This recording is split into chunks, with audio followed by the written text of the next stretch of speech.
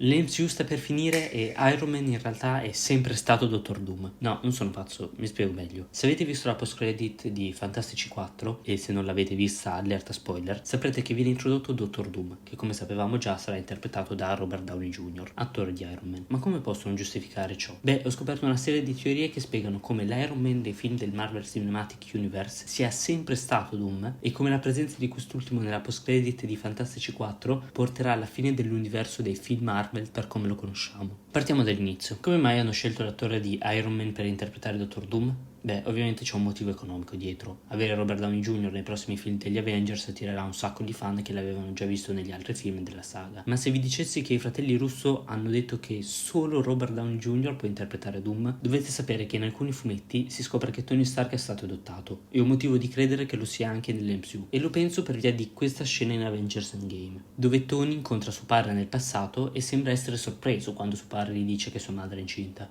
Fiori e Krauti, appuntamento galante stasera? Mia moglie è incinta e sto troppo in ufficio. Il motivo potrebbe essere che Tony in quel momento realizza che il giorno in cui si trova non dovrebbe corrispondere a uno dove sua madre era incinta di lui. Questo perché può darsi che Howard e Maria Stark abbiano perso il bambino e di conseguenza lo abbiano adottato dalla Latveria, paese di origine di Doom.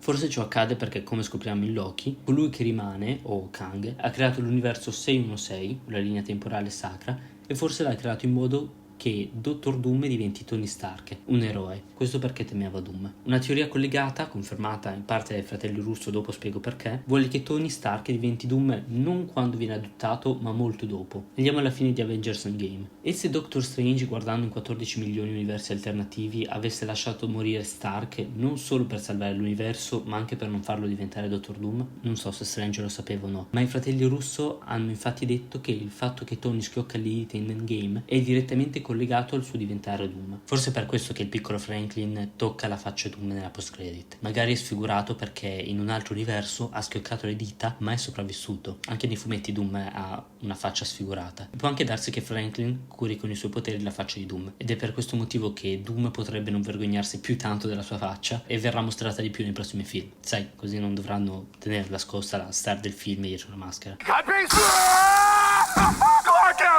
Well, the codpiece is upside down. What did you say? Ma c'è anche la possibilità che Doom, che è anche un potente stregone nei fumetti, in questa scena stia risvegliando il potere di Franklin telepaticamente, con il fatto che il bambino gli tocca la faccia. E non lo dico a caso, una cosa simile succede nei fumetti, ma con il Franklin del futuro. A proposito di questa scena, ho anche sentito dire che la maschera di Doom sembra quella che Tony Stark crea per la sua prima armatura. Forse una piccola reference al fatto che, come abbiamo già detto, il Tony dell'MCU sarebbe una variante di Doom, o viceversa. Se non sapete cos'è una variante, ecco una scena che lo spiega. Molto tempo fa ci fu una grande guerra nel multiverso. Innumerevoli linee temporali singole si diedero battaglia per il potere, portando alla completa distruzione, di ogni cosa. Ma poi portarono la pace riorganizzando il multiverso in un'unica linea temporale, la sacra linea temporale. Ma a volte persone come voi deviano dal percorso che noi le definiamo varianti.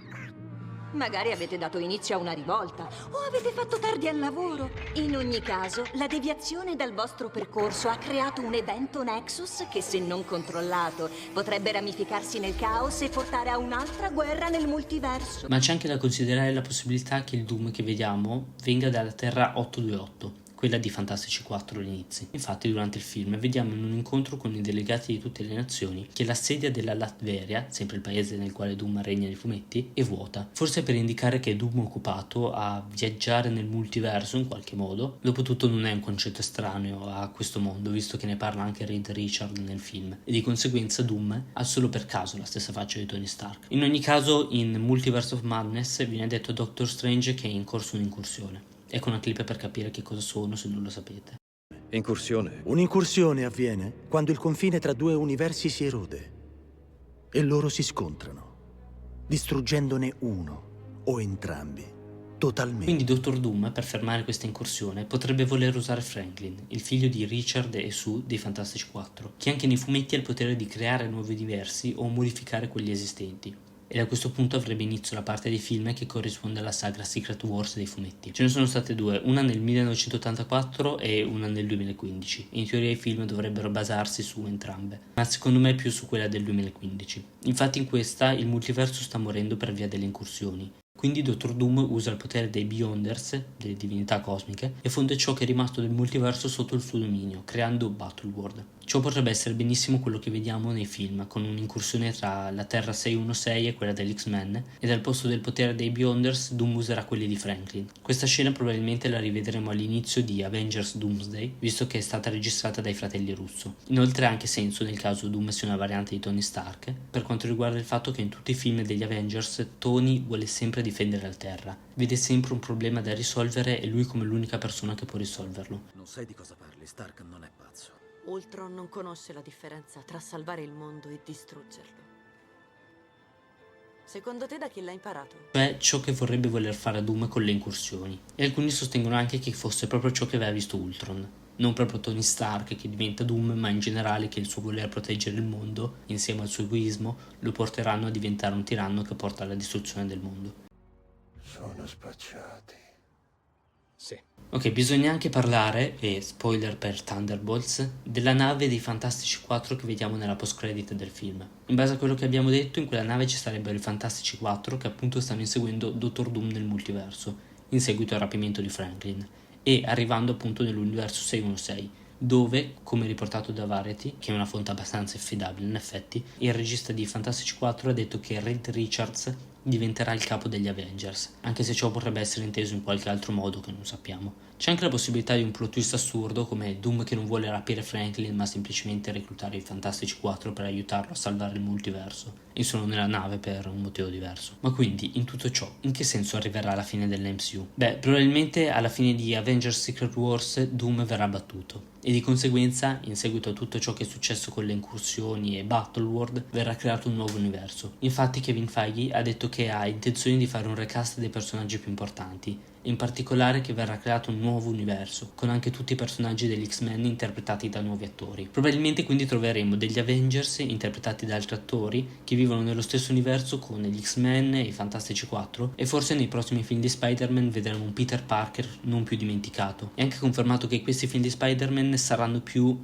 street based, come dicono, cioè affronteranno nemici e situazioni meno galattiche / universali, e sinceramente apprezzo questa scelta. Personalmente vorrei tanto vedere una collab con Daredevil o Deadpool, e comunque sinceramente sono stanco del fatto che continuano ad accennare a incursioni, il multiverso e altre cose del genere in un sacco di progetti Marvel senza poi mai arrivare a nulla di concreto. Ora, resoconto finale su tutta questa teoria che ho creato mettendo insieme molte teorie che ho visto online e anche qualcosa di mio. Personalmente credo che succederà qualcosa di molto simile a quello che ho detto, ma probabilmente ho sbagliato molti dettagli. Magari faranno qualcosa di totalmente diverso dai fumetti, oppure tutta la cosa di Tony Stark variante di Doom non ha senso, non lo so. Ma in generale direi che l'idea è quella. Al momento possiamo solo aspettare, spero che questa teoria possa dare vari spunti di riflessione. Fatemi sapere cosa ne pensate, se ci sono dei commenti cerco di leggerli tutti.